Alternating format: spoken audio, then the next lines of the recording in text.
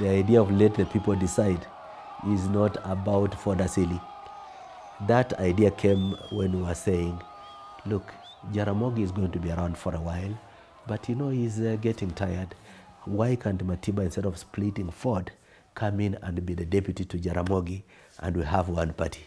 While we're in the middle of this, the main person who was trying to create the glue between Matiba's faction and Odinga's faction was Masinde Muliro.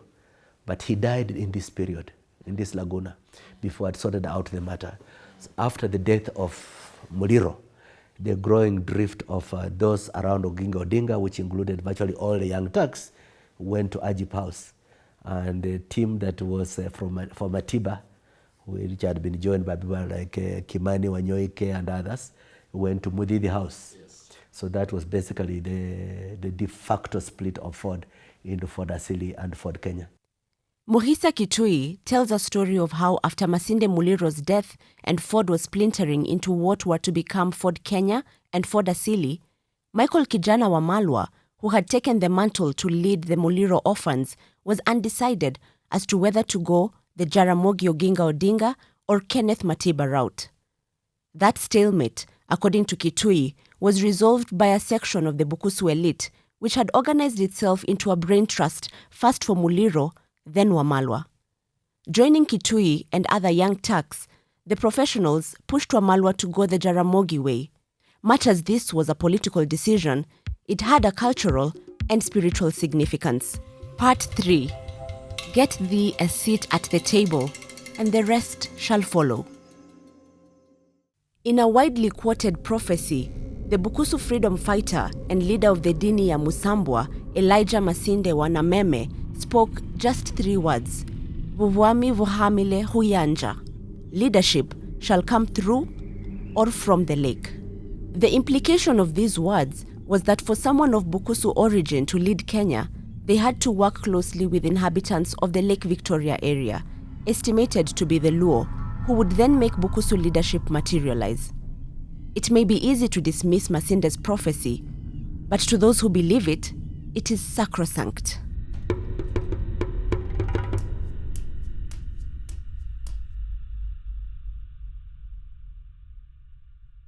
It is under this set of circumstances that on one hand, siding with Jaramogi's Ford Kenya made political sense to the Bukusu elite, but also went further to give meaning to Masinde's prophecy in that, through Jaramogi, the Bukusu could someday lead Kenya, that Bukusus who belonged to Ford Kenya started bleeding green, black, and white, the party's colors.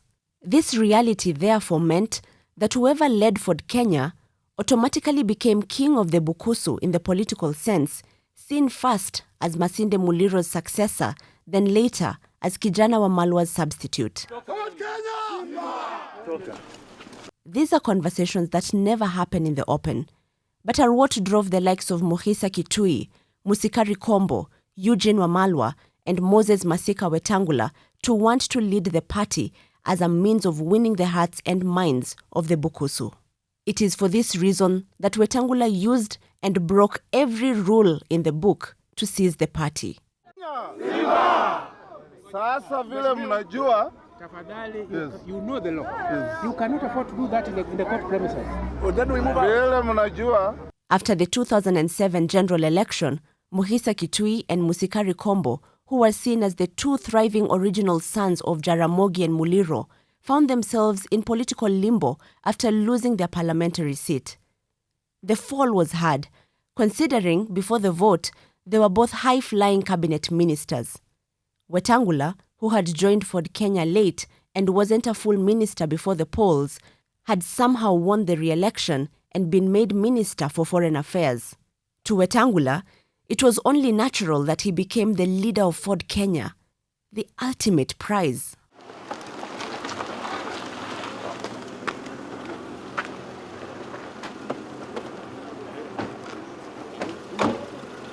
Ford Kenya! Ford Kenya! Simba! Ford Kenya! Simba!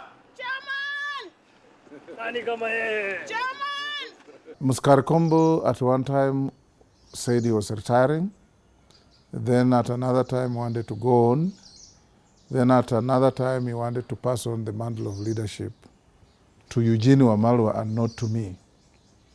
Of course, I believe that leadership is not about being passed on the mantle, but about contesting and being elected or not elected. So we agreed that let's go to elections, and I must credit him because he chaired management meetings weekly in preparation for these elections. He brought in Council of Elders to speak to everybody. And eventually we set an election date. He said he was not defending his seat. Eugene Wamalwa, who was contesting against me, at the last minute chickened out. So when we went to Bomas for elections, I was elected unopposed. And the rest is history, yes. How important was it for you to become the leader of the party? Very critical because, political activities are centered around parties. Parties are vehicles for political contest.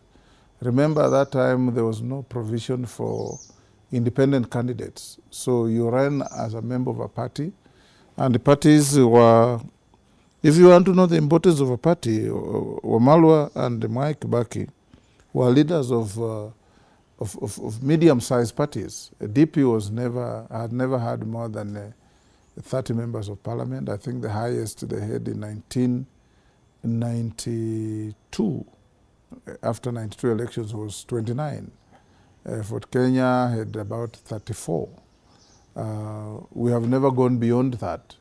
But you can see that when parties come together, they can make a formidable force. When DP, a medium-sized party, Fort Kenya, a medium-sized party, SDP of Ngilu, an even smaller party came together and formed NAK. It gathered such momentum that when now the group of Raila, Kalonzo, Saitoti, Mudi Awori, and that big group that made an exodus from Kanu when President Moi announced that he was backing President Uhuru Kenyatta as his successor. This big team that left with very senior politicians, all with presidential ambitions, by the time they came to NAK, the two top seats were already occupied. And I remember sitting with them and Mwai Kibaki telling them, welcome, gentlemen. We were going to be now a bigger team, a more formidable force. But remember that as you join us, there are two non-negotiable positions: the flag bearer and the vice president after elections. That time, it was not a running mate.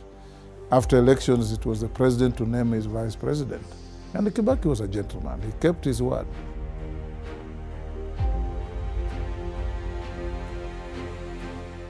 Mimi, Michael Christopher Wamalwa, naapa kwamba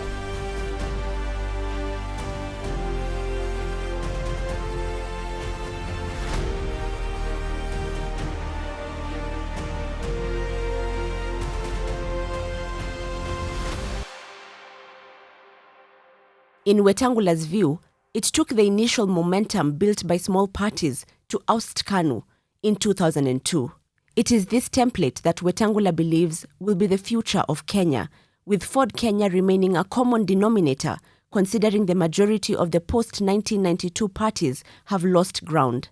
As Kenya's Minister for Foreign Affairs, Wetangula started noticing a wind blowing.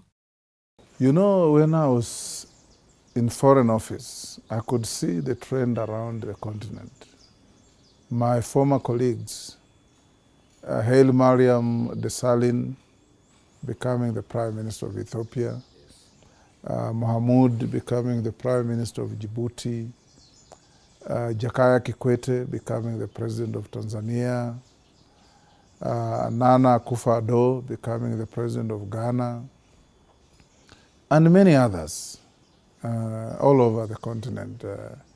Abdulaziz Bouteflika, the president of Algeria who died this week, was foreign minister. And you can see the Foreign Office gives you an international exposure that is not available to any other minister of government. And leadership of a country is about internal and external relations. Internally, you can always craft a team to take care of issues. But for you to attract foreign investments, for you to attract foreign friends, for you to attract international respect that is very critical in doing many things, you need to have a touch with the friends out there. Like I told you, when I was in the Foreign Office, I formed my mind that looking at myself, assessing my capacity, my ability, my brain power, that and comparing myself with the other local players, I have no doubt in my mind that I foot the bill. Of course, the variables sometimes are different because we live in a country where ethnic fault lines are very deep and you have to navigate very carefully. And that's why it is critically important that you put a team together. One, to give every region, every nationality in this country a sense of comfort, a sense of belonging, a sense of ownership. And so Wetangula shared his intention to contest for the top seat with President Kibaki, who had very little to say. Kama unataka, sawa. Wetangula wasn't disappointed. He didn't expect much from Kibaki in terms of a public endorsement. And then he noticed Kibaki's men were rooting for Uhuru Kenyatta. With that, Wetangula opted for CORD, then NASA. And now, you don't have to be big to be a winner. All you have to be is to belong to a big team that supports you. Ford Kenya. Kenya kwanza. Ndugu zetu wa Nakuru